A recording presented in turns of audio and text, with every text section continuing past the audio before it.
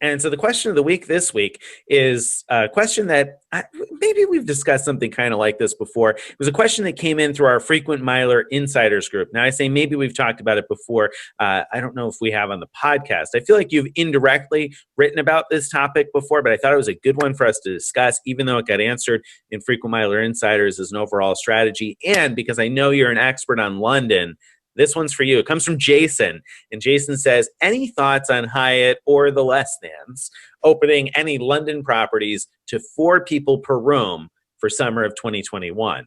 I thought as much as they're hurting, there might be a chance, but nothing when I searched late July. So obviously, Jason is looking to book a hotel in London and squeeze 4 people into a single room. I know you've kind of written within posts before, or maybe even you wrote one post about something saving the day when you had 3 people looking to stay in a room in London. So what's the solution? How does somebody get that figured out if they're looking? Because in Europe, that's a pain, isn't it? It really is a pain. And in fact, even with Hyatt, where you can book suites with points or with upgrades and everything like that, a lot of the suites are set to 3 people max.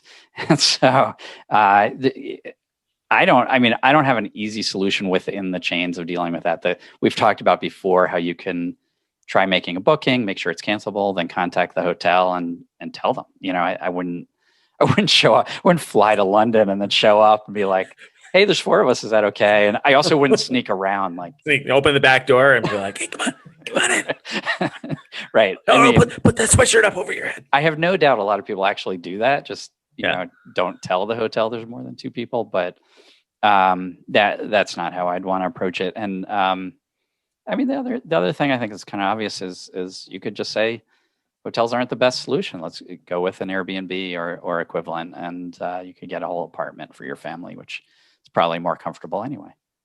So when you reach out, and because you've had to do this before, right? You've had 3 people and you've had to reach out because a lot of rooms have a max of 2. The standard rooms typically have a max of 2, right? So, what do you say? How do you approach it? Do you offer to pay for an upgrade, or what do you actually do to get multiple people in a room? Yeah.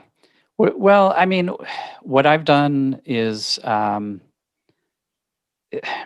don't have a lot of great examples. It's been a long time now since I've done that. So I think in my case, I was lucky enough that there were just 3 of us. And so the suites were allowing 3. And so I was good to go. Yeah. So, you've all had right. So some experience with this, right? Well, some, and to some extent, I've just showed up like Greg said you shouldn't do it. I got a baby with me. But a baby's a little different. Easy, yeah. A lot of people don't count someone under 2-ish or 3-ish. They don't really count as a full person yet, person, right? So 90% or so. Yeah, something like that. So yeah, I've just kind of well, you know what I've done is I've chatted in the Marriott app, like on the way to the hotel, and mentioned that, hey, I have my infant son with me, blah blah blah. So I need a crib or something like that. Not like, can I bring him or how much will it be? But rather, I need A or B, and let them put the ball in their court. Now there are times when I've asked, is it possible to upgrade to specific room A, B, or C, whatever it is that I wanted, and how much it would be to upgrade to that when I've wanted a specific room type.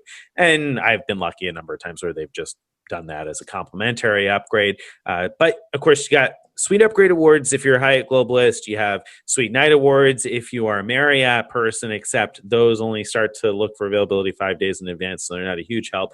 But you can use your Hyatt points to book premium suites.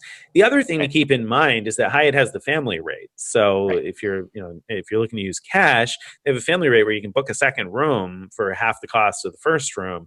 Now, I don't know, there's some rate exclusions there and whatnot. But if you just get onto Frequent Miler and you type Hyatt family rate in the search box, you'll find a post that we did a couple years ago about that. So that's a possibility. And if room rates are really low, it might be more attractive than awards, because I think all the Hyatts in London, last I knew, were like 25,000 points or more. And I don't know if room rates next year are going to support that and make that worthwhile over using cash. I have no idea. I haven't looked at room rates in London in a while, but room rates in a lot of places have been fairly cheap. So maybe you'd be better off booking cash. Yeah. Makes sense. Yep. So I think we have a treat for people regarding the goodbye song today. Ooh, which is we have some bonus content. It's going to be sung by Nick to the tune of Penny Lane. Let's go. If you'd like to subscribe to our email list. Hey, that's pretty good. It's as much as you get, guys. Oh, I That's as liked much it. as you get I for liked free. it. You gotta, Good job. gotta Good pay job. me for more. All right. So Put you want on to the go spot, but you delivered. You delivered. Thank you. I do the best I can. I'll be here.